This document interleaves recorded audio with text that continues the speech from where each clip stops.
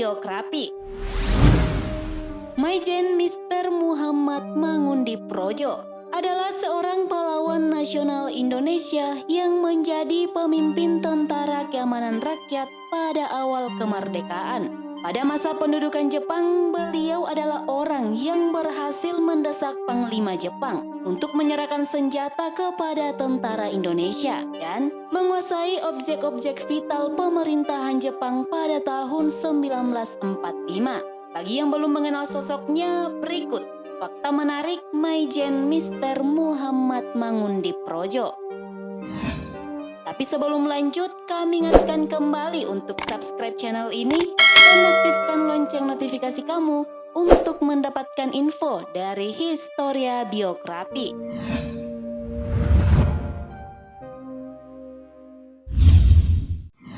Masa kecil dan pendidikan. Maijen Mr. Muhammad Mangundiprojo lahir di Sragen, Jawa Tengah pada tanggal 5 Januari 1905. Dia adalah cicit dari Setjodiwirjo atau Kyai Ngalimuntoha, salah seorang keturunan Sultan Demak. Setjodiwirjo sendiri merupakan teman seperjuangan Pangeran Diponegoro dalam melawan penjajah Belanda.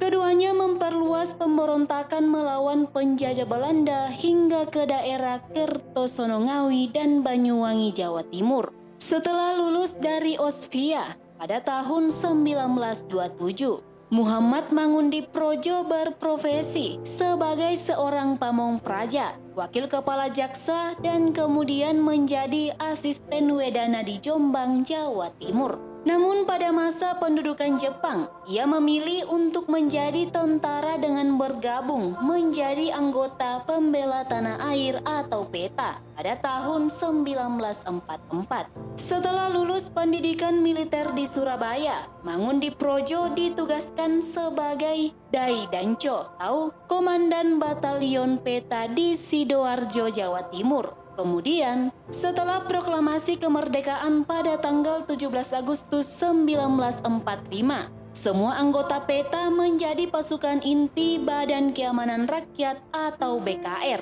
yang merupakan cikal bakal Tentara Nasional Indonesia.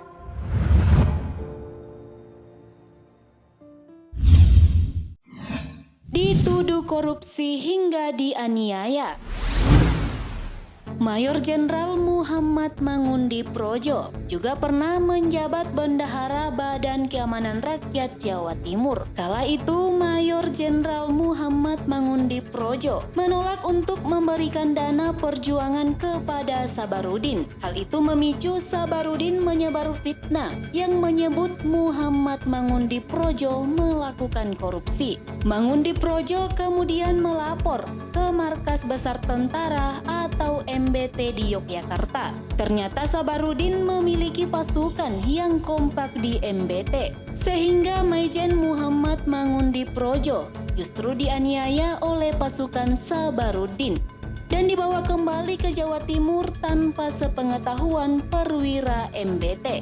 Kabar itu terdengar hingga ke Presiden, lantas memerintahkan Tentara Keamanan Rakyat Divisi 6 pimpinan Sudiro untuk menyelamatkan Muhammad Mangundiprojo. Sudiro kemudian memerintahkan Resimen Madiun dan Resimen Kediri untuk mencegah konvoi Sabarudin. Saat pencegatan di Madiun, konvoi Sabarudin berhasil lolos. Akhirnya Resimen Kediri, pimpinan Surahmat, berhasil mencegat di jembatan Kertosono. Maijen Muhammad Mangundiprojo berhasil diselamatkan dan Sabarudin dibiarkan kembali ke markasnya.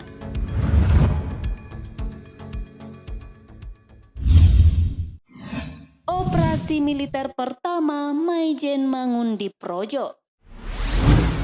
Masuknya kembali pasukan Belanda di Surabaya pada tanggal 25 Oktober 1945 menjadi operasi militer terbesar pertamanya. Mangundiprojo bersama Bung Tomo, Abdul Arnowo, Abdul Wahab, dan Mustopo memimpin perlawanan terhadap pasukan sekutu yang berlangsung di seluruh penjuru Surabaya. hingga pada tanggal 29 Oktober 1945. Pimpinan sekutu mengadakan pertemuan dengan Bung Hatta untuk melakukan gencatan senjata.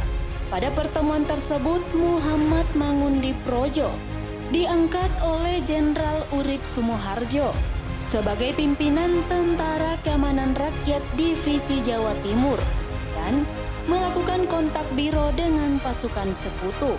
Pada hari yang sama, 29 Oktober 1945 di sore hari, Muhammad bersama Brigadir Malabi berpatroli keliling kota Surabaya untuk melihat kemajuan gencatan senjata. Rombongan ini berhenti di Jembatan Merah di depan gedung Internatio. Di dalam gedung itu, tentara Inggris dari Kesatuan Gurkha sedang dikepung oleh pemuda-pemuda Indonesia untuk diminta menyerah. Muhammad lantas masuk ke dalam gedung yang dikuasai Inggris untuk melakukan negosiasi. Tanpa disangka, Muhammad Mangundiprojo malah disandra oleh tentara Gurkha dan terjadilah tembak-menembak antara tentara Inggris dan pemuda Surabaya.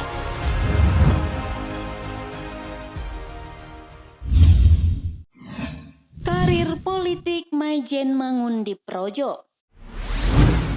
Setelah mengakhiri karir militer, Muhammad Mangundiprojo ditugaskan sebagai Bupati Ponorogo dari tahun 1951 sampai 1955. Yang salah satu misinya adalah mengamankan daerah Madiun setelah pemberontakan yang dilakukan oleh PKI pada tahun 1948. Selama menjadi seorang bupati, Muhammad Mangundiprojo juga disibukkan dengan merehabilitasi dan merekonstruksi tempat-tempat umum akibat kerusakan yang terjadi saat perang. Kemudian salah satu keberhasilan dari kepemimpinan Muhammad Mangundiprojo adalah dengan berkurangnya kasus perampokan dan kejahatan lain, sehingga membuat Ponorogo menjadi daerah yang aman akan tindakan kejahatan. Hal ini terjadi karena kebijakan Mangundiprojo yang akan menindak tegas para pelaku kejahatan namun tetap bijaksana. Prestasinya ini kemudian mengantar Muhammad Mangundiprojo menjadi residen atau gubernur pertama Lampung dengan misi utama mengendalikan keamanan daerah ini.